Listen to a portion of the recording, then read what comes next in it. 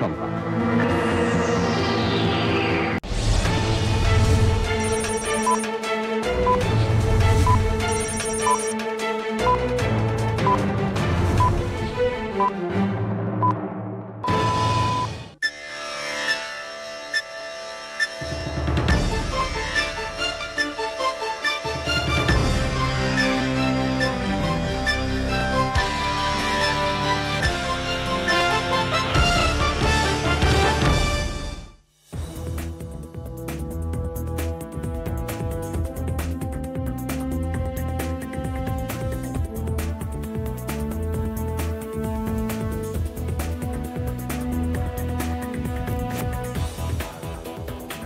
আসসালামু আলাইকুম, স্বাগত জানাচ্ছি চ্যানেল আই সংবাদে। এখনকার সংবাদ আয়োজন নিয়ে আপনাদের সাথে আছি মেহরুন্নেসা তাহমিনা। বিস্তারিত সংবাদের শুরুতে জানিয়ে দিচ্ছি সুপার ফ্রেশ ফর্টিফাইড সয়াবিন তেল সংবাদ শিরোনামগুলো। নেপালকে হারিয়ে সাফ অনূর্ধ্ব 20 পুরুষ ফুটবলে প্রথমবারের মতো চ্যাম্পিয়ন বাংলাদেশ।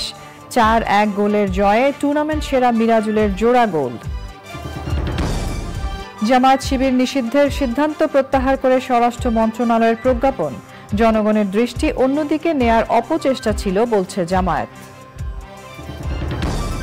বন্যা কবলিত এলাকায় খাবার ও সুপেয় পানির সংকটের পাশাপাশি সাপের উপদ্রব। নোয়াখালীতে নতুন নতুন এলাকা প্লাবিত।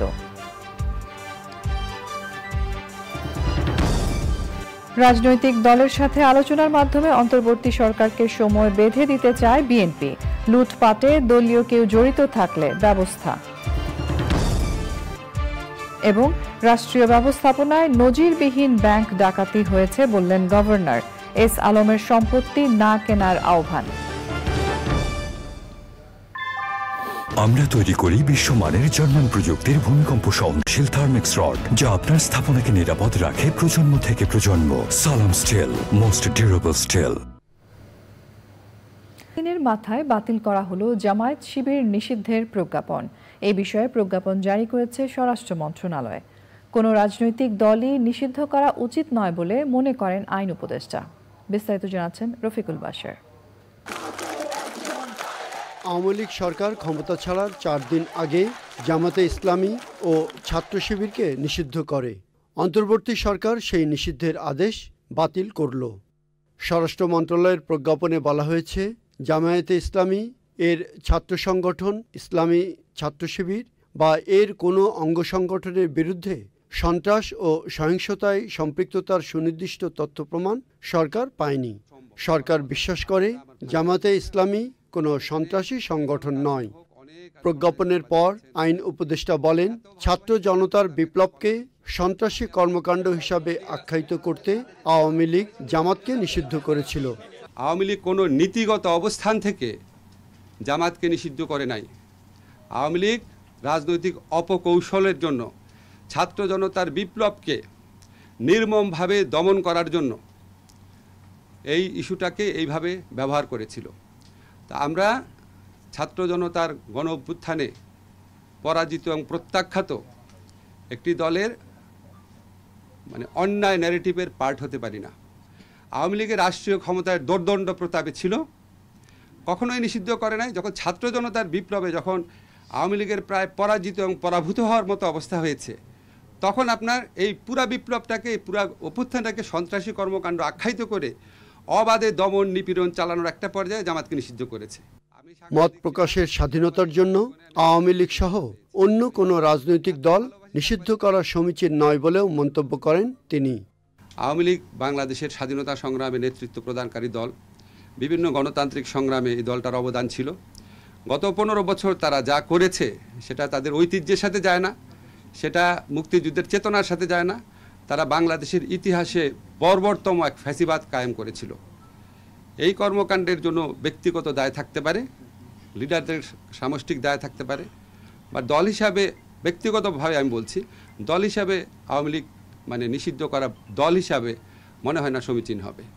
অলরাউন্ডার ক্রিকেটার সাকিব আল হাসান গ্রেপ্তার হবেন না বলে আশা আইন উপদেষ্টার। সাকিবের বিরুদ্ধে মামলা হয়েছে, তারপরও আমরা, এটা পুলিশ প্রশাসনের ব্যাপার, আমরা যতটুকু বলার চেষ্টা করেছি। মামলা হওয়া বা এফআইআর হওয়া মানে তো গ্রেফতার না। আমার বিশ্বাস আমাদের মানে স্বরাষ্ট্র মন্ত্রণালয় থেকে উদ্যোগ নেওয়া হবে যাতে মানে কেউ অতি উৎসাহিত হয়ে গ্রেফতার না করতে যায়। সাংবাদিক দম্পতি সাগর রুনি হত্যাসহ কয়েকটি মামলার ক্ষেত্রে অগ্রাধিকার দেওয়া হবে বলেও জানান আইন উপদেষ্টা। Rafiqul Bashar, Channel I, Dhaka. বাংলাদেশ জামায়াতে ইসলামীর আমির ডাক্তার শফিকুর রহমান বলেছেন, নিরীহ মানুষদের হত্যা করার পর মানুষের দৃষ্টি অন্যদিকে ফেরাতে জামায়াতে ইসলামকে নিষিদ্ধ করেছিল আওয়ামী লীগ। সংবাদ সম্মেলনে তিনি বলেন, নানা অত্যাচার সহ্য করার পরও তারা নিপীড়নকারীদের ক্ষমা করে দিচ্ছেন। মোস্তফা মল্লিকের রিপোর্ট। প্রিন্ট ও ইলেকট্রনিক মিডিয়ার সম্পাদক, প্রধান নির্বাহী, বার্তা সম্পাদক ও প্রধান প্রতিবেদকদের সঙ্গে জামায়াতে ইসলামীর মতবিনিময় সভা। রাজধানীর গুলশানে এ আয়োজনে দলটির আমির ডাক্তার শফিকুর রহমান সহ শীর্ষ নেতারা ছিলেন। শফিকুর রহমান বলেন, সবার দৃষ্টি ঘুরিয়ে দিতেই জামায়াতকে নিষিদ্ধ করা হয়েছিল। এই স্টিগমাটা সর্বশেষ আমাদেরকে কেন দেওয়া হয়েছিল? আন্দোলনটাকে ডাইভার্ট করার জন্য, ইস্যু ডাইভার্ট করার। হয়তোবা কেউ চেয়েছিলেন যে এরকম কিছু একটা করলে জামাতে ইসলামী তার সমস্ত শক্তি নিয়ে রাস্তায় নামবে, প্রতিবাদ করবে, তখন অন্য কিছু হবে এটাকে কেন্দ্র করে, এবং যে মূল ইস্যুর স্রোতধারা তৈরি হয়েছিল এটা তখন ওইদিকে চলে যাবে। জামায়াত আমির বলেন, যারা তাদের প্রতি অবিচার করেছেন তাদের তারা ক্ষমা করে দিয়েছেন। আপনাদেরকে সাক্ষী রেখে বলছি যে রাজনৈতিক দল হিসাবে কারো প্রতি আমাদের কোনো ক্ষোভ নেই, আমরা সবাইকে ক্ষমা করে দিলাম। কিন্তু যিনি সুনির্দিষ্ট ক্রাইম কমিট করেছেন, যিনি পারপিট্রেটর, তার ওই নির্দিষ্ট ক্রাইমের শাস্তি সেটা আমার সাথে হোক, আপনার সাথে হোক, যার সাথে হোক, তাকে পেতে হবে। কিন্তু তারা অসংগত কিছু হলে আমরা তাদের সাথে নেই। গণহারে একটা মামলায়, একটা হত্যা মামলায় 500 জনকে আসামি করা, এটা কতটুকু যৌক্তিক, এটা নিয়ে শতবার আমাদের চিন্তা করা উচিত। তাহলে কিন্তু এর আড়ালে মূল ব্যক্তিটি কিন্তু বেঁচে যাওয়ার সুযোগ তৈরি হয়ে যাচ্ছে। ডাক্তার শফিকুর রহমান আরও বলেন, দেশকে ঠিক রাখতে হলে রাজনৈতিক ঐক্য এবং স্বাধীন সাংবাদিকতা সবচেয়ে বেশি প্রয়োজন। Mostafa Mallik, Channel I, Dhaka. কানাডাকে বাংলাদেশে বিনিয়োগের আহ্বান জানিয়ে বাংলাদেশকে অর্থনৈতিক বিপর্যয় থেকে পুনর্গঠনে সহযোগিতার আহ্বান জানিয়েছেন প্রধান উপদেষ্টা অধ্যাপক মোহাম্মদ ইউনূস। প্রধান উপদেষ্টার বাসভবন ও কার্যালয় যমুনায় বাংলাদেশে নিযুক্ত কানাডার হাইকমিশনার লিলি নিকোলাস প্রধান উপদেষ্টার সঙ্গে সাক্ষাৎকালে অধ্যাপক ইউনূস কানাডার সঙ্গে দীর্ঘ সম্পর্কের কথা স্মরণ করে অর্থনৈতিক প্রবৃদ্ধি বাড়াতে সমর্থন চান। বিগত সরকারের শাসনামলে ভেঙে পড়া প্রতিষ্ঠানগুলো সরকার পুনরুদ্ধার করছে এবং শৃঙ্খলা ও স্বচ্ছতা ফিরিয়ে আনছে বলেও জানান প্রধান উপদেষ্টা। পরে প্রধান উপদেষ্টার সঙ্গে সাক্ষাৎ করেন বাংলাদেশে ফ্রান্সের রাষ্ট্রদূত মারি মাসডুপি। অন্তর্বর্তী সরকারকে ফ্রান্স সব ধরনের সহায়তা করতে প্রস্তুত বলে সাক্ষাতে জানান ফ্রান্সের রাষ্ট্রদূত। প্রধান উপদেষ্টা বলেন, জনগণ যতদিন চাইবে অন্তর্বর্তী সরকার ততদিন থাকবে। প্রধান উপদেষ্টার সঙ্গে সাক্ষাৎ করেছেন বাংলাদেশে নিযুক্ত মালয়েশিয়ার হাইকমিশনার হাজনা মোহাম্মদ হাশিম। বৈঠকে association of south east Asian nation ASEAN এর সদস্য হওয়ার জন্য মালয়েশিয়ার সহযোগিতা চান অধ্যাপক মোহাম্মদ ইউনূস। এছাড়া প্রধান উপদেষ্টা অধ্যাপক মোহাম্মদ ইউনূসের সাথে বৈঠক করেছে ইউএনডিপির একটি প্রতিনিধি দল। টানা 3 দিনের বৃষ্টিতে নোয়াখালীর বন্যা পরিস্থিতির অবনতি হয়েছে। পানি বেড়ে যাওয়া স্থানগুলোতে ত্রাণ পৌঁছে দেওয়া যাচ্ছে না। সীমাহীন দুর্ভোগে মানুষ। ফেনীতে বন্যার পানি নামতে শুরু করায় আশ্রয় কেন্দ্র থেকে মানুষ ঘরে ফিরতে শুরু করেছেন। বাড়িঘর নষ্ট হয়ে যাওয়ায় বিপর্যস্ত জনজীবন। ফেনী থেকে জাহিদ হাসান শাকিল এবং নোয়াখালী থেকে আলাউদ্দিন শিবলুর পাঠানো তথ্য ও ভিডিও চিত্রে লায়লা নওশিনের রিপোর্ট। নতুন করে টানা 3 দিনের বৃষ্টিতে নোয়াখালীর কবিরহাট, সেনবাগ, সোনাইমুড়ি ও চাটখিল উপজেলার নতুন নতুন এলাকা প্লাবিত হয়েছে। দুর্গম গ্রামাঞ্চলে খাবারের জন্য হাহাকার। বৃষ্টিতে পানি আরও বেড়ে যাওয়ায় দুর্গম এলাকায় গ্রামগুলোতে পৌঁছানো যাচ্ছে না। খাবার আর নিরাপদ পানির সংকটের সাথে রয়েছে সাপের আতঙ্ক।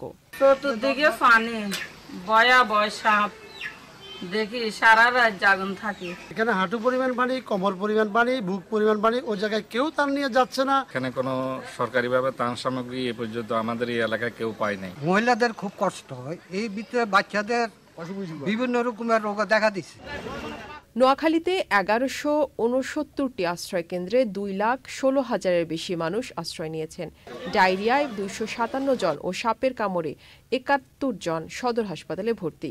পানিতে ডুবে ও বিদ্যুৎস্পৃষ্ট হয়ে এ পর্যন্ত ৮ জনের মৃত্যু হয়েছে। ফেনী থেকে বন্যার পানি নামতে থাকায় ভেসে উঠছে বাড়িঘর ও বসতভিটা। তবে দীর্ঘদিন পানিতে ডুবে থাকায় বসবাসের অনুপযোগী হয়ে পড়েছে। বহু মানুষ এখনো ঘরে ফিরতে পারছে না। যে টান আসছে টানে কিন্তু শর্ট নেই। শর্ট হলে একটা একজনে 50 বান্ধের, আর কিছু টান আসতেছে এরা গ্রামে ঢুকতে পারেন না। রাস্তার মাধ্যমে যারা বিতর্কতা লোক আছে এরা কেউ পাইতেছে না। আমি এক মুঠ চিরাও পাই না এখনো। আপনি যাই দেখেন আমার ঘরটাও নাই। আর সব মিলে 7 লাখ থেকে 7.5 লাখ টাকার মতো ঋণ। এখন এই টাকা কেমনে পরিশোধ করবো আমরা খুঁজে পাচ্ছি না, চিন্তা আপনারতে আসি। এ পানি কোন জায়গা থেকে আসে আশ্চর্যের বলার বাইরে। আর মা বাপের আমলেও দেখে না, দাদা দাদির আমলে এতটুকু পানি দেখে নাই। ব্যবস্থা নাই, খানারও ব্যবস্থা নাই, কিছু। উত্তর দৌলতপুর কোয়া নদীর মাঝখানে আমরা 2 নদীর মাঝখানে কেউ যেতে পারে না। শত শত মানুষ এখনো আশ্রয় কেন্দ্রে, কেউ ছুটছেন দূরে স্বজনদের কাছে।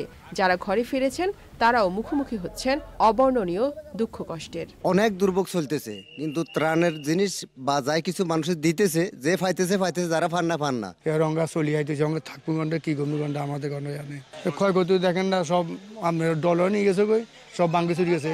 ধান চাইল কিছু নাই, সব কাপড় চোপড় কিছু বাঁচাতে পারেনি। ত্রাণপণ্য নিয়ে দুর্গতদের কাছে যান নৌবাহিনী প্রধান। কিছু কিছু এলাকায় আমরা জলযান নিয়ে যেতে পেরেছি। এখন পানি কমে যাওয়ার জন্য অনেক জায়গায় যাওয়া যাচ্ছে না। যেসব জায়গায় আমরা এখনো পৌঁছাতে পারিনি সেখানে আমরা পৌঁছে যাবো ইনশাআল্লাহ। লক্ষ্মীপুরের বিশাল এলাকা এখনো পানিতে ডুবে আছে। খাবার ও নিরাপদ পানির সংকটে মানুষ। বন্যায় জেলার 4 জনের মৃত্যু হয়েছে। পর্যাপ্ত ত্রাণ পাচ্ছে না বানভাসী মানুষ।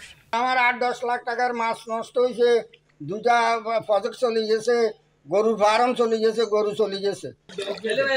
লাইলা নওশিন, চ্যানেল আই। সারা দেশে বন্যার্তদের পাশে দাঁড়াতে ঢাকা বিশ্ববিদ্যালয়ের টিএসসিতে বৈষম্য বিরোধী ছাত্র আন্দোলনের গণত্রাণ সংগ্রহের 1 সপ্তাহ হতে চলল। চলমান গণত্রাণ কর্মসূচি থেকে গত 6 দিনে 7.5 কোটি টাকার বেশি অর্থ সহায়তা এসেছে। শিক্ষার্থীরা ছাড়াও টিএসসিতে গিয়ে স্বেচ্ছাশ্রম দিচ্ছেন অনেক সাধারণ মানুষ। রোকসানা আমিনের রিপোর্ট। সারা দেশে বন্যা কবলিত মানুষদের পাশে দাঁড়াচ্ছেন নবীন প্রবীণ নির্বিশেষে সাধারণ মানুষ।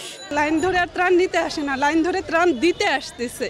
এই যে আমাদের একটা স্টুডেন্টদের পাওয়ার, জনগণের পাওয়ার, ছাত্র জনতা এক হয়ে কাজ করতেছে, এটা দেখে আসলেই আমার খুব ভালো লাগতেছে। যদি আমরা সবাই এগিয়ে আসি তাহলেই তো ত্রাণ কর্মসূচি আরও বাড়বে, আরও মানুষ সাহায্য পাবে। পার্কে জগিংয়ে গিয়ে বন্যায় সংকটে থাকা লাখো মানুষের সহায়তায় ত্রাণ তুলেছেন সাবেক 2 প্রবীণ সেনা অফিসার। টিএসসিতে চলা বৈষম্য বিরোধী ছাত্র আন্দোলনের গণত্রাণ কর্মসূচিতে সেই অর্থ সহায়তা পৌঁছে দিলেন 2 বন্ধু। আমাদের একটা গ্রুপ আছে, যারা থেকে আমরা আজকে 2 লাখ টাকা দিলাম। যারা ছাত্র ভাইরা যারা আহত আছে, তাদের যে চিকিৎসা বা ওষুধপত্র যদি লাগে বা তারের যদি লাগে সেটা দেওয়ার জন্য আমরা হাঁটি সকালে নামাজ পড়ে, এবং এই গ্রুপটা আমরা এইরকম সাহায্য করেছি। আমরা আরও আপনার প্রধান উপদেষ্টা ত্রাণ তহবিলে ওখানে আমরা টাকা দিয়েছি। শুধু ব্যক্তি পর্যায়ে নয়, ছাত্রদের মানবিক এই আহ্বানে সাড়া দিচ্ছে অনেক প্রতিষ্ঠান। টিএসসিতে 2য় দিনের মতো খাদ্য সহায়তা দিয়েছে বেসরকারি টেলিভিশন চ্যানেল আই। আমরা যে বাংলাদেশকে এই মুহূর্তে সবাই ধারণ করছি, মানে ব্যক্তি, প্রতিষ্ঠান এবং মানে সবাই মিলে এর নজির হচ্ছে এটা। এবং আপনারা যাই আমাদের ছাত্র সমাজকে বিশ্বাস করছেন, আমাদের উপর আস্থা রাখছেন, চ্যানেল আই যে বাংলাদেশের মানুষকে ধারণ করে এবং তারা হচ্ছে বন্যাপীড়িত ভাই বোনদের জন্য যে মহৎ তাদের দায়বদ্ধতার নজির স্থাপন করেছে, এজন্য চ্যানেল আইকে আন্তরিকভাবে ধন্যবাদ। গত 7 দিন ধরে ত্রাণ সংগ্রহ করে চলেছেন বৈষম্য বিরোধী ছাত্র আন্দোলনের শিক্ষার্থীরা। জাস্ট একটা মেসেজ থাকবে দেশবাসীর কাছে যে আপনারা আপনাদের সামর্থ্য আছে, সামর্থ্য অনুযায়ী আপনারা সাধ্যমতো চেষ্টা করেন, আপনাদের মতো করে আমরাও আমাদের মতো চেষ্টা করছি। বিশাল এই কর্মযজ্ঞ চলছে টিএসসি, শারীরিক শিক্ষা কেন্দ্র, ডাকসু সহ ঢাকা বিশ্ববিদ্যালয়ের বিভিন্ন হলেও।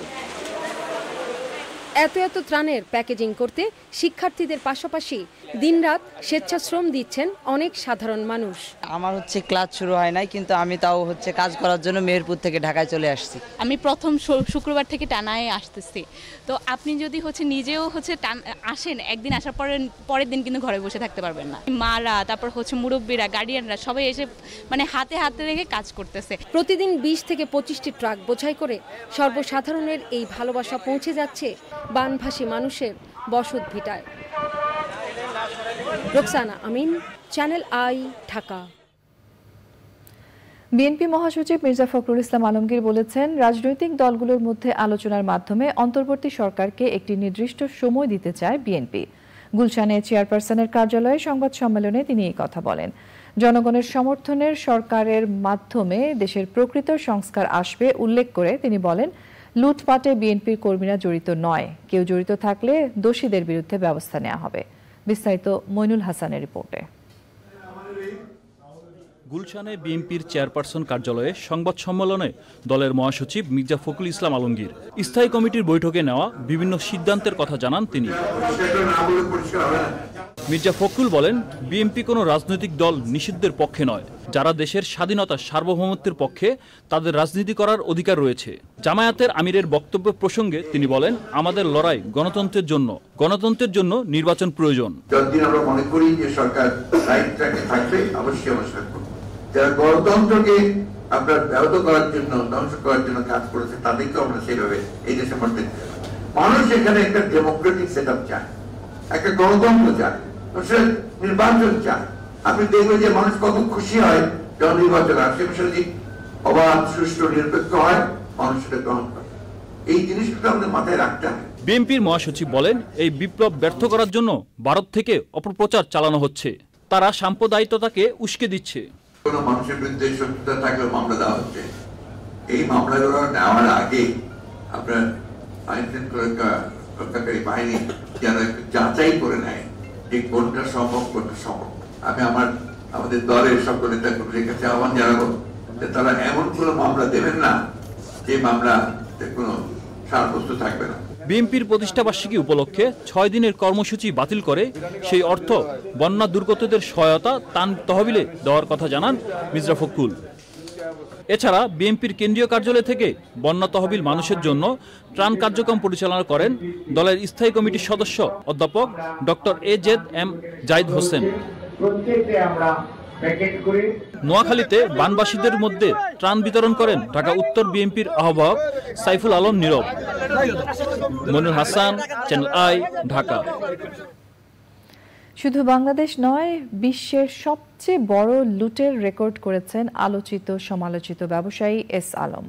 বাংলাদেশ ব্যাংকের governor doctor Ahsan H Mansur বলেছেন, রাষ্ট্রীয় পৃষ্ঠপোষকতায় এত পরিকল্পিত ব্যাংক ডাকাতির নজির আর নেই। প্রায় 2 লাখ কোটি টাকা লুটপাটের ঠিক কতটা পুনরুদ্ধার হবে তা এখনই বলতে পারছে না কেন্দ্রীয় ব্যাংক। এস আলমের সম্পত্তি না কেনারও আহ্বান জানিয়েছেন গভর্নর। রিজভিন আজের রিপোর্ট। মঙ্গলবার ব্যাংকিং খাতের জন্য এক ঘটনাবহুল দিন বটে।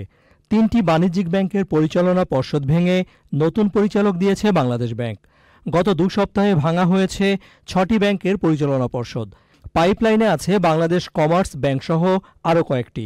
তবে এখনও এস আলম পরিবারের রাহুমুক্ত হয়নি ব্যাংকিং খাত। সিস্টেমেটিক ওয়েতে ব্যাংক লুট করা, এটা কিন্তু এই রকমভাবে বিস্তৃত আকারে এবং এত সুপরিকল্পিতভাবে রাষ্ট্রযন্ত্রকে ব্যবহার করে অন্য কোথাও আমি শুনি নেই। ইসলামিক ব্যাংকের নতুন যে বোর্ড আছেন তাদের সাথে আমরা বসবো। আমি 1 সপ্তাহ টাইম দিয়েছি যে আপনাদের কর্মপরিকল্পনা নিয়ে আসেন। কাজেই সরকারের স্বার্থ দেখতে হবে। সরকারের স্বার্থ মানে হচ্ছে জনগণের স্বার্থ, মানে ডিপোজিটরদের স্বার্থ, সেটাই দেখতে হবে, একমাত্র দায়িত্ব। এখানে অন্য কেউ মালিক নয়। আমরা বোর্ড দিয়েছি, দরকার হলে বোর্ড চেঞ্জ করব। ঠকবাজতে গা উজাড়ের দশার সাথে ব্যাংকিং খাতে নতুন গভর্নরের জন্য আরেক উদ্বেগের জায়গা ব্যাংক থেকে টাকা তোলার হিড়িক। পৃথিবীর কোনো দেশই, কোনো ব্যাংকিং সিস্টেম যদি সব গ্রাহক টাকা তুলতে যায়, ব্যাংক সে টাকা দিতে পারবে না, পৃথিবীর কোনো দেশেই পারবে না। তাহলে আমি আমাদের গ্রাহকদেরকে বলবো যে আপনারা ধৈর্য ধরুন। এখন ভুল করেছেন, সঠিক সিদ্ধান্ত নিয়েছেন জানি না, এখন আপনারা ওইসব ব্যাংকে টাকা রেখেছেন, একসাথে তুলতে যাবেন না। সবাই যদি তুলতে যান তাহলে কেউ টাকা পাবে না।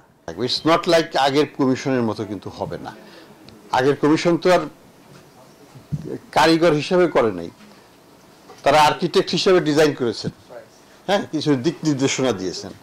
কিন্তু এখানে কিন্তু রাজমিস্ত্রির কাজ করতে হবে, অর্থাৎ ব্রিক বাই ব্রিক আবার রিকনস্টিটিউট করতে হবে ব্যাংকগুলো। কাজে পলিটিক্যাল রিফর্ম যদি সাকসেসফুল না হয়, এই ইকোনমিক রিফর্ম কিন্তু আবার দুর্বৃত্তায়নের পারে পড়ে যেতে পারে, সেই রিস্ক আছে। সবার সহযোগিতায় ভগ্নদশা থেকে ব্যাংক খাতকে বের করার ব্যাপারে আশাবাদী গভর্নর। কোনো ব্যক্তি বা প্রতিষ্ঠান যেন এস আলম গ্রুপের স্থাবর অস্থাবর সম্পত্তি না কেনে সে বিষয়ে সাবধান করেছেন তিনি। রিজভিন আওয়াজ, চ্যানেল আই, ঢাকা। দেশের বিদ্যমান অর্থনৈতিক অবস্থার শ্বেতপত্র প্রণয়ন করতে বিশিষ্ট অর্থনীতিবিদ ডক্টর দেবপ্রিয় ভট্টাচার্যকে প্রধান করে 12 সদস্যের কমিটি গঠন করা হয়েছে। বুধবার রাতে এক প্রজ্ঞাপনের মাধ্যমে এই তথ্য জানানো হয়। কমিটিতে রয়েছেন ইস্ট ওয়েস্ট ইউনিভার্সিটির অধ্যাপক AK Enamul Haque, business initiative leading ডেভেলপমেন্টের প্রধান নির্বাহী কর্মকর্তা Ferdous Ara Begum, BRAC institute of governance and development BIGD এর নির্বাহী পরিচালক Imran Matin, Bangladesh institute of development studies BIDS এর senior research fellow doctor Kazi Iqbal, Bangladesh প্রকৌশল ও প্রযুক্তি বিশ্ববিদ্যালয়ের অধ্যাপক ডক্টর M তামিম, ঢাকা বিশ্ববিদ্যালয়ের উন্নয়ন অধ্যয়ন বিভাগের অধ্যাপক doctor Mohammad Abu Yusuf, centre for policy dialogue CPD এর ডিস্টিংগুইশড ফেলো অধ্যাপক মুস্তাফিজুর রহমান, ঢাকা বিশ্ববিদ্যালয়ের অর্থনীতি বিভাগের অধ্যাপক ডক্টর সেলিম রায়হান, জাহাঙ্গীরনগর বিশ্ববিদ্যালয়ের অর্থনীতি বিভাগের অধ্যাপক ডক্টর শারমিন্দ নীলর্মি, ঢাকা বিশ্ববিদ্যালয়ের রাষ্ট্রবিজ্ঞান বিভাগের সাবেক অধ্যাপক ডক্টর তাসনিম আরেফা সিদ্দিকী, বিশ্ব ব্যাংকের সাবেক প্রধান অর্থনীতিবিদ ডক্টর জাহিদ হোসেন। এবারে রয়েছে আই স্পোর্টস।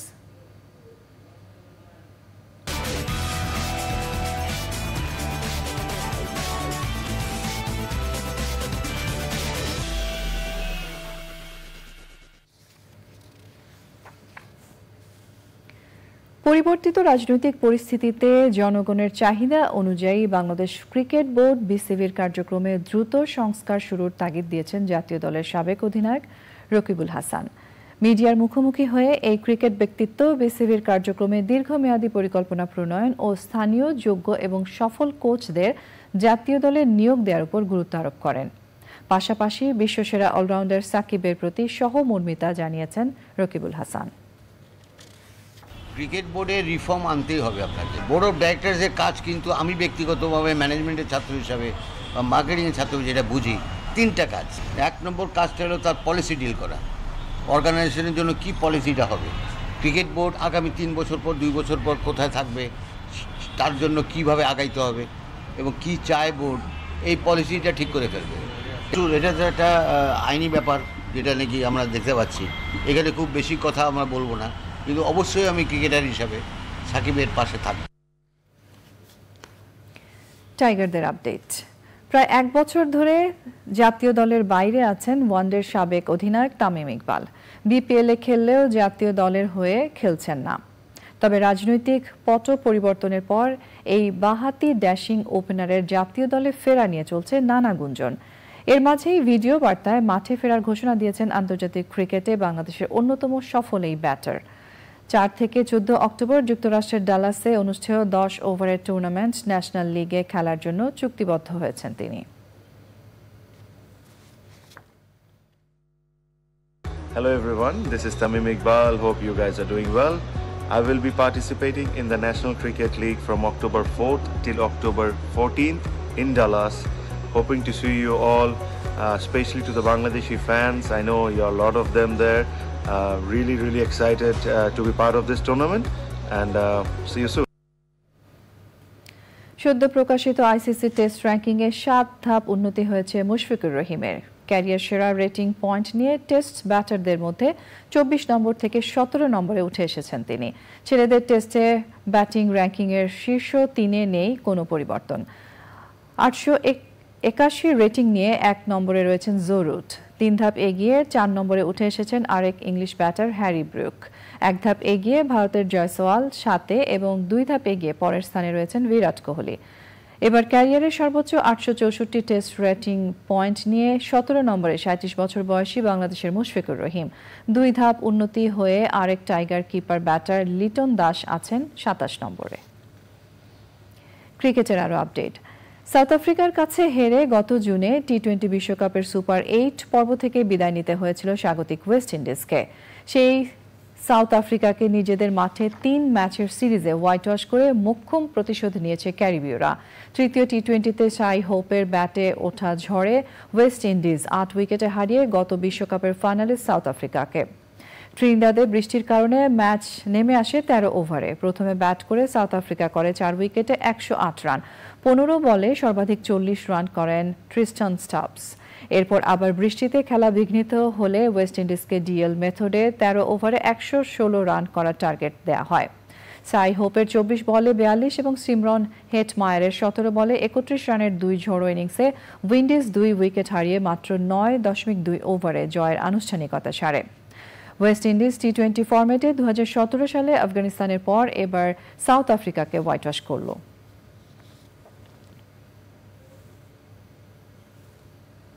এবার যাচ্ছে অন্যান্য সংবাদে।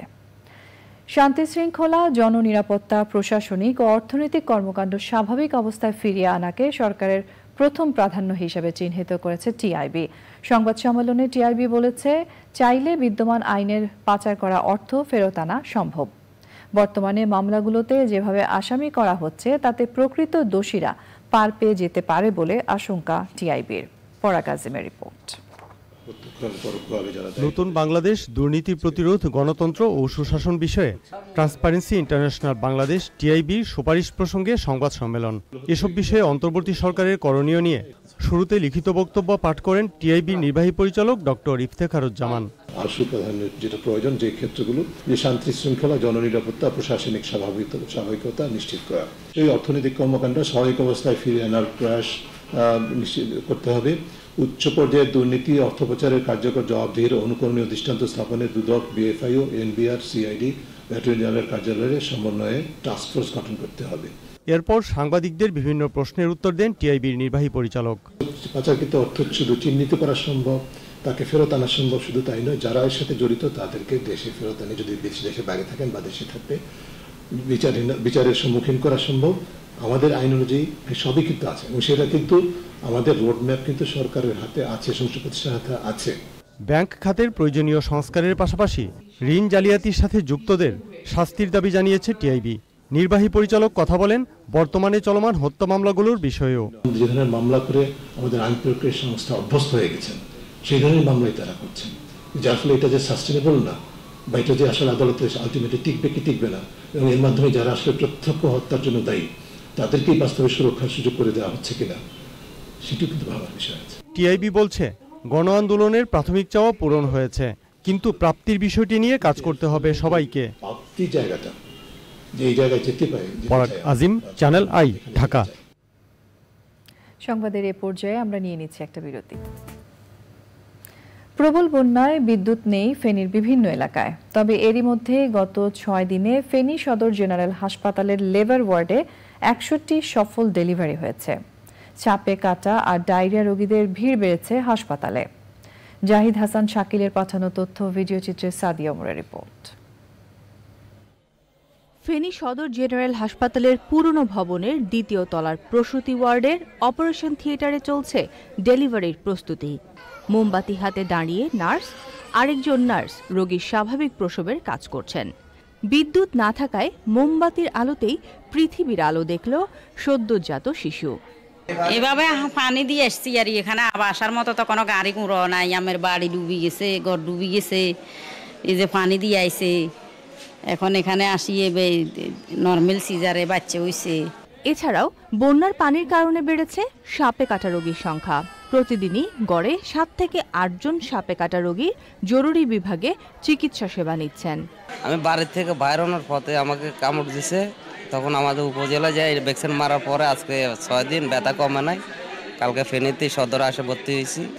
ঘর থেকে বাইরে আসার সময় উঠানে পানির নিচে সাপে কামড় দিছি, তারপরে হসপিটাল আসছি। পানিতে যখন চলাফেরা করি ফাউটা পড়ে গেছে আর সাপে এটা কামবায় ধরছে। ওইখানে আমার 2টা নাতনের ডায়রিয়া ক্ষেত্রে শুরু হয়েছে, রাস্তা বমি আর রক্ত স্যার, আর দৌড়াদৌড়ি করে হাসপাতালে আনছি। ওই মুহূর্তে এমার্জেন্সি ডাক্তার আছে, ওগুলো চাইছে। এখানে সিট পাওয়া যাচ্ছে না, এখানে দেখেন ভালো মানুষ অসুস্থ হয়ে যাবে। আমি ডায়রিয়া নিয়ে আসছি, দেখেন কি অবস্থা, পুরো ময়লার ভিতরে আমরা ময়লার ভিতরে শুয়ে আছি। সাপে কাটা রুগী এখনও আসতেছে, রেগুলার আসতেছে। তারপরে বন্যার জন্য যেটা হয়, ডায়রিয়া রুগী তো এমনিতেই থাকতো অনেক, সেটার প্রকোপ এখন অনেক বেড়ে গেছে। তো সেই কারণে আমরা সার্ভিস দিয়ে যাচ্ছি। ভেঙে পড়েছে বিদ্যুৎ ব্যবস্থা, নেই মোবাইল নেটওয়ার্ক। ইন্টারনেটবিহীন সময়টাতে রোগীদের প্রতিটি মুহূর্ত কাটছে উদ্বেগ আর উৎকণ্ঠায়। Sadia Omar, Channel I. বাংলাদেশে আওয়ামী লীগের নেতাকর্মীদের নির্যাতন ও গ্রেফতার করা হচ্ছে অভিযোগ করে এর প্রতিবাদে যুক্তরাষ্ট্রের ওয়াশিংটন ও ভার্জিনিয়ায় সমাবেশ করেছে যুক্তরাষ্ট্র আওয়ামী লীগ। ওয়াশিংটনে হোয়াইট হাউসের সামনে সমাবেশে যুক্তরাষ্ট্র আওয়ামী লীগ এবং অঙ্গ ও সহযোগী সংগঠনের নেতাকর্মীরা যোগ দেন। যুক্তরাষ্ট্র আওয়ামী লীগের সাধারণ সম্পাদক আব্দুস সামাদ আজাদের পরিচালনায় ও ডক্টর সিদ্দিকুর রহমানের সভাপতিত্বে সমাবেশে বক্তব্য দেন যুক্তরাষ্ট্রের বিভিন্ন প্রান্তের আওয়ামী লীগ ও সহযোগী সংগঠনের নেতারা। একই বিষয়ে ভার্জিনিয়ায় স্টেট ডিপার্টমেন্টের সামনে বিক্ষোভ করেছেন প্রবাসী আওয়ামী লীগ নেতাকর্মীরা। তারা মার্কিন পররাষ্ট্রমন্ত্রী অ্যান্টনি ব্লিংকেন বরাবর স্মারকলিপি দেন।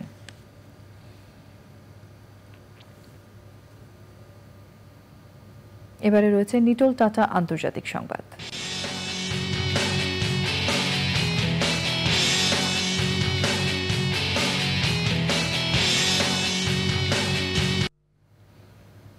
কলকাতায় আরজি কর হাসপাতালে চিকিৎসককে ধর্ষণ এবং খুনের প্রতিবাদে ছাত্র সমাজের নবান্ন অভিযানে পুলিশি বাধা ও হামলার প্রতিবাদে পশ্চিমবঙ্গে 12 ঘন্টার বাংলা বন্ধ কর্মসূচি হয়েছে। বিজেপির ডাকে স্থানীয় সময় সকাল 6টা থেকে সন্ধ্যা 6টা পর্যন্ত চলে কর্মসূচি। বাংলা বন্ধ কর্মসূচিতে বিজেপি কর্মীদের সঙ্গে পুলিশ ও রাজ্যে ক্ষমতাসীন দল তৃণমূল কংগ্রেসের নেতাকর্মীদের ব্যাপক সংঘর্ষ হয়েছে। এতে 160 জনেরও বেশি আহত হওয়ার খবর জানিয়েছে ভারতীয় গণমাধ্যম। বিভিন্ন স্থানে গোলাগুলি ও বোমা হামলার খবর পাওয়া গেছে। যে সকল ডাক্তার আন্দোলন করছেন তাদের কাজে যোগ দেওয়ার আহ্বান জানিয়েছেন মুখ্যমন্ত্রী মমতা বন্দ্যোপাধ্যায়।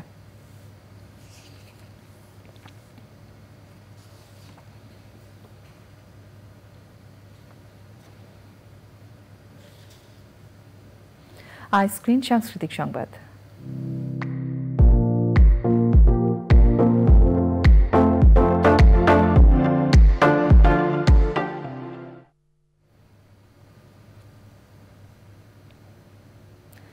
বিনোদনের স্মার্ট দুনিয়া ওটিটি প্ল্যাটফর্ম আইস্ক্রিনে প্রদর্শিত হচ্ছে নাটক সেই সময় তুমি আমি।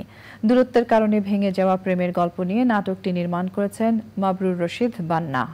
অভিনয় করেছেন তাহসান খান এবং বিদ্যা সিনহা মিম। আইস্ক্রিন সাবস্ক্রাইব করে নাটকটি উপভোগ করতে পারবেন দর্শকরা।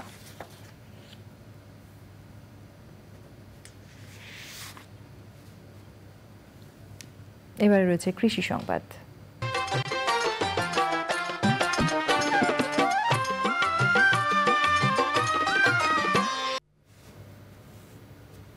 পটুয়াখালীতে আউশ মৌসুমে অনাবাদি জমিতে উচ্চ মূল্যের সবজি উৎপাদনের প্রযুক্তি উদ্ভাবন করেছেন জেলার কৃষি গবেষণা ইনস্টিটিউটের সরজমিন গবেষণা বিভাগের বিজ্ঞানীরা।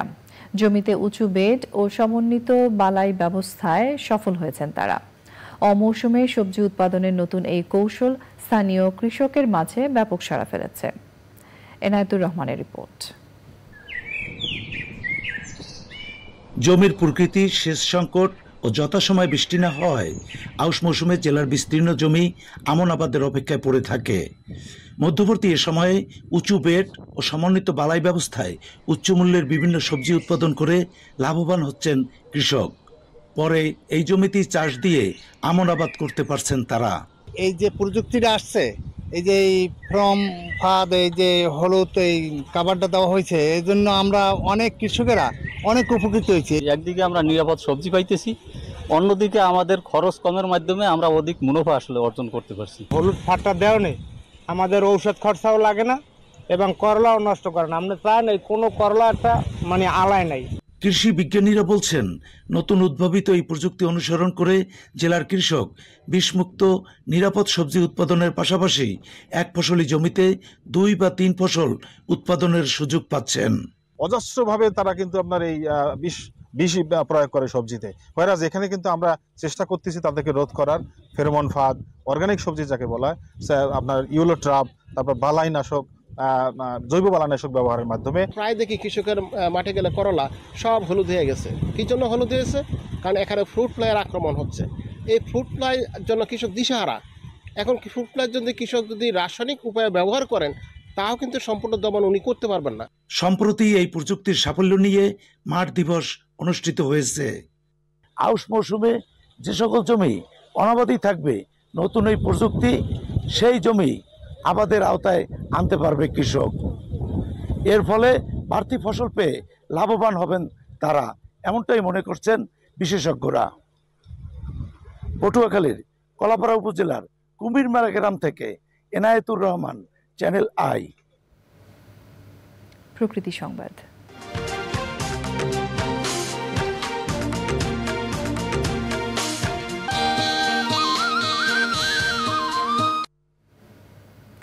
উজানের ঢলে প্রতি বছর 2 কোটি টন পলি আসছে তিস্তায়। নদীর পরিচর্যা না হওয়ায় ভরাট হওয়া বুকে পানি ধরে রাখতে পারছে না তিস্তা। তাই প্রতি বছর বন্যা ও ভাঙনে নদী এলাকায় প্রায় 1 লাখ কোটি টাকার ক্ষয়ক্ষতির কথা জানিয়েছেন নদী বিশেষজ্ঞরা। সংকট উত্তরণে তিস্তা মহাপরিকল্পনা বাস্তবায়নই একমাত্র পথ দেখছেন তারা। এহসানুল হক সুমনের ভিডিও চিত্রে মেরিনা লাভলির রিপোর্ট। শুষ্ক মৌসুমের মরুভূমিতে পরিণত হওয়া তিস্তা বর্ষায় হয়ে ওঠে স্রোতস্বিনী।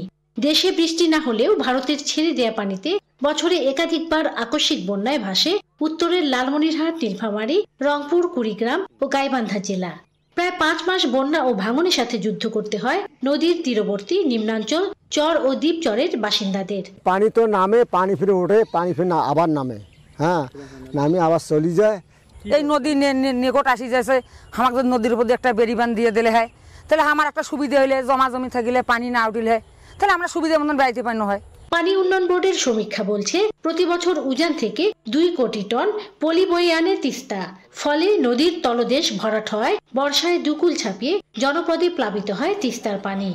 মাত্রাতিরিক্ত পলিতে প্রতি বছর নতুন চর যেমন যাচ্ছে, তেমনি গতিপথ পরিবর্তন করছে তিস্তা। প্রতি বছর প্রচুর সিল্ট ক্যারি করে, ন্যাচারালি প্রতি বছরেই 2 কোটি টনের উপরেই পলি আসে। এবং গত বছর অক্টোবর মাসের যে ইন্ডিয়ান যে একটা বাঁধের ধসের কারণে সে পলির পরিমাণ আরও বেশি এসেছে। তো এই কারণে তিস্তার যে বেড উঁচু হয়ে গেছে এবং এই কারণে অল্প পানিতে এই যে পাড়ে পানি আঘাত করতেছে এবং ভাঙনের সৃষ্টি হচ্ছে। তিস্তা পাড়ের মানুষের জীবন জীবিকা সংরক্ষণে তিস্তা মহাপরিকল্পনায় সমাধানের রূপরেখা দেখছেন বিশেষজ্ঞরা। তিস্তা নদীতে প্রতি বছর বর্ষা মৌসুমে বন্যায় এবং ভাঙনে যে ক্ষতি হয় তার পরিমাণ প্রায় 1 লাখ কোটি টাকা। এই 1 লাখ কোটি টাকা থেকে রক্ষা পাওয়ার জন্য 1200 কোটি টাকা খরচ করলে এটি বন্ধ করা সম্ভব। কিন্তু এই যে শুষ্ক মৌসুম চলে গেল, এ বছরেও এই তিস্তার 2 পাড় সংরক্ষণে কোনো ব্যবস্থা গ্রহণ করা হলো না। নতুন সরকারের কাছে দ্রুত কার্যকর ব্যবস্থার দাবি তিস্তা পাড়ের বাসিন্দাদের। Marina lovely, channel I, Rangpur. সংবাদে এরই সঙ্গে নিয়ে নিচ্ছি আরও একটা বিরতি। স্বাগত জানাচ্ছি আরও একবার চ্যানেল আই সংবাদে। অন্তর্বর্তী সরকারের ক্রয় কমিটির প্রথম বৈঠকে 3টি প্রস্তাবে 90,000 টন ইউরিয়া সার কেনায় অনুমোদন দেওয়া হয়েছে। কমিটির আহ্বায়ক অর্থ ও বাণিজ্য উপদেষ্টা সালাউদ্দিন আহমেদ বৈঠকে সভাপতিত্ব করেন। বৈঠক শেষে তিনি বলেন, সার সংকট হবে না, প্রয়োজনীয় অর্থ বরাদ্দ দেওয়া হবে। বৈঠকে 20 লাখ টন ডাল কেনারও সিদ্ধান্ত হয়েছে।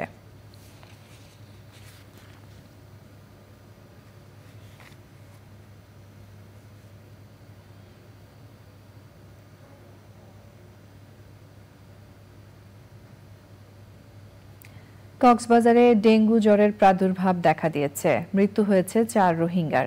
চিকিৎসার চাপ সামলাতে হিমশিম খেতে হচ্ছে সংশ্লিষ্টদের। ডেঙ্গু প্রতিরোধে সচেতনতার উপর জোর দিচ্ছেন স্বাস্থ্য বিশেষজ্ঞরা। কক্সবাজার থেকে সরোয়ার আজম মানিকের রিপোর্ট। দেশের দক্ষিণ পূর্বাঞ্চলীয় সীমান্ত জেলা কক্সবাজার। মিয়ানমারের সাথে সীমান্ত ছাড়াও এই জেলায় রয়েছে উন্মুক্ত বঙ্গোপসাগর। জেলার 42 লাখ বাসিন্দাদের পাশাপাশি উকিয়া টেকনাফের 33টি ক্যাম্পে রয়েছে 15 লাখ রোহিঙ্গার বসতি। সাম্প্রতিক সময়ে বেড়েছে ডেঙ্গুর উপদ্রব। ডেঙ্গু হয়েছে কিনা আমি বুঝি না, কিন্তু আমার পজিটিভ আসছে সেটা আমি পরে বুঝছি। কিন্তু আমার শুরু থেকেই আমার প্রত্যেকটা গিরে আমার ব্যথা হয়েছে। তারপরে এখন বর্তমান 3 দিন থাকার পর কিছুটা সুস্থতা ভোগ করি। জ্বর, মাথা ব্যথা আর ডাল চিনে হইতেই আমি শোয়া না। 10-12 দিন জ্বর ভাগ নাই, মানে এরা এখানে ছিল 3 দিন। অতিরিক্ত রোগীর চাপে হিমশিম খেতে হচ্ছে চিকিৎসকদের। এখন ডেঙ্গু সিজন চলছে, তো সেক্ষেত্রে ডেঙ্গুর মশার যে উৎপত্তিস্থল সেটা যদি আমরা ধ্বংস করতে পারি তাহলে আমরা সংক্রমণটা কমাতে পারব। কক্সবাজার জেলা সিভিল সার্জন অফিস জানিয়েছে, এবছরের জানুয়ারি থেকে এ পর্যন্ত কক্সবাজারে ডেঙ্গু রোগে আক্রান্ত হয়েছে ৫,৬৩৪ জন। তার মধ্যে স্থানীয় ১,৮৫৫ জন ও ৩,৭৭৯ জন রোহিঙ্গা। সারোয়ার আজম মানিক, চ্যানেল আই, কক্সবাজার। বন্যা দুর্গত বিভিন্ন জেলায় প্রায় ৪৫,০০০ পরিবারের মধ্যে শুকনো ও রান্না করা খাবার বিতরণ করেছে দাওয়াতে ইসলামী বাংলাদেশ। সংগঠনটি তাদের মানব কল্যাণ বিভাগের মাধ্যমে বন্যা কবলিত মানুষের সহযোগিতায় কাজ করে যাচ্ছে। বুধবার ফেনী জেলার ফুলবাড়ী এবং পরশুরাম উপজেলার উপহার সামগ্রী বিতরণ করা হয়েছে সংগঠনের মাধ্যমে।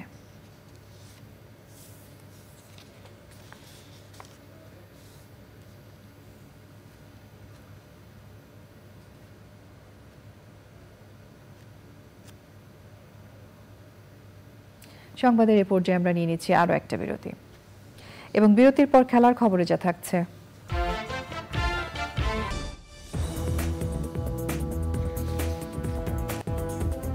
ফিরে এলাম বিরতির পর।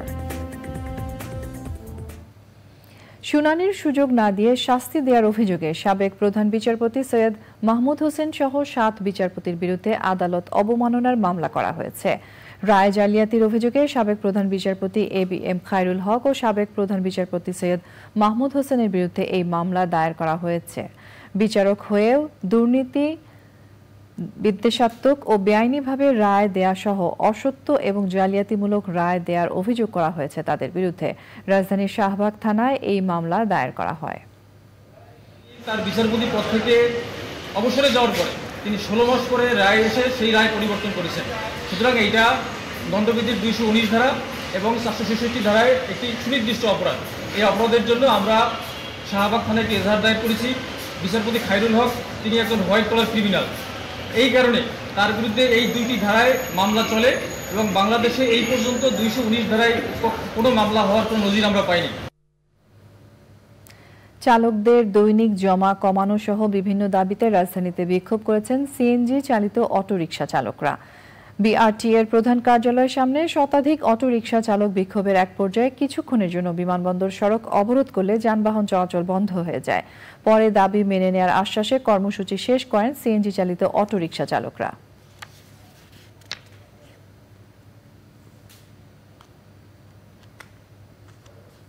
এবারে রয়েছে খেলার খবর।